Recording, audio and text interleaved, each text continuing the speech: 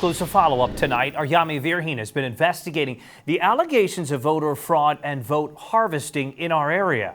Tonight, Yami has obtained the sealed affidavit from the Attorney General's office that led to these search warrants.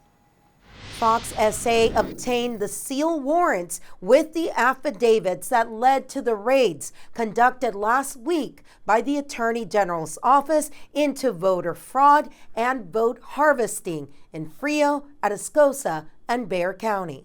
I don't do anything illegal. I follow the rules of the elections office, and I have never done anything illegal. We first spoke to Lidia Martinez last week before she decided to come out and express her anger over the search warrants. Lidia lives in San Antonio. When I spoke to her, she didn't know why she had been targeted. But now we have the affidavit and search warrants that were sealed and used for the raids last week that show a possible reason Martinez was included in the investigation.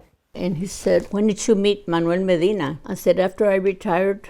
Manuel Medina is the former Bexar County Democratic chair who currently works as chief of staff for State Representative Elizabeth Campos. Martinez told me last week she met Medina when he was running for county chair. After listening to him, I was very impressed with a young man. I said, he's all about politics. I said, and I told him I would help him. And he says, "What did you do for him?" I said, "I worked the most difficult precinct that he had, which was the Jefferson area." In his own time, Medina also does consultant work for other candidates. According to the sealed affidavit that Fox SA has obtained, it's that work that possibly ties him back to the alleged voter fraud and vote harvesting in Frio and Atascosa County.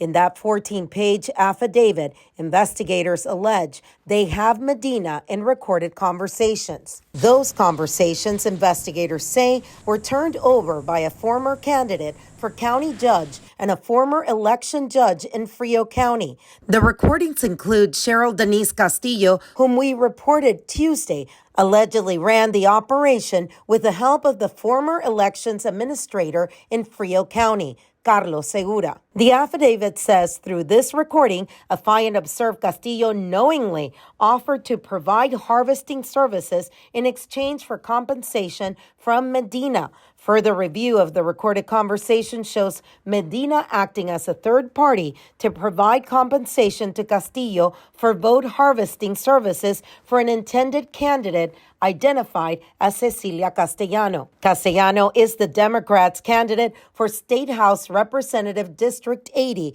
against incumbent Republican Tracy King.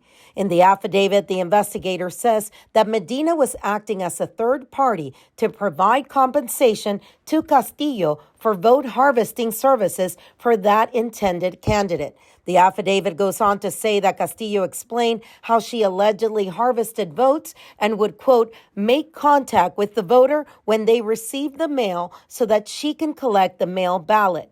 Based on this conversation, affiant concluded that the vote harvesting services to be performed involved Castillo being in the physical presence of an official ballot or ballot voted by mail intended to deliver votes for Medina's candidate. The rest of the affidavit explains how Castillo and others in her group were followed and seen collecting ballots from voters and then possibly mailing them out.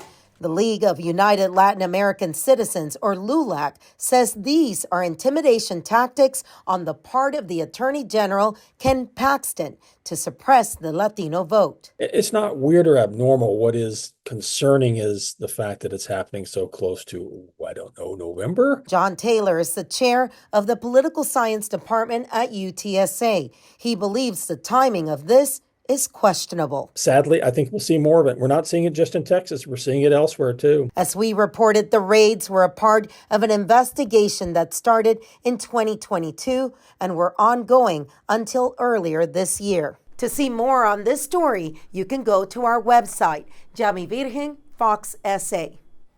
We're told no one has been charged in these investigations. Thank you so much for watching, and be sure to hit that like and subscribe button to get the latest news from your friends at Fox SA.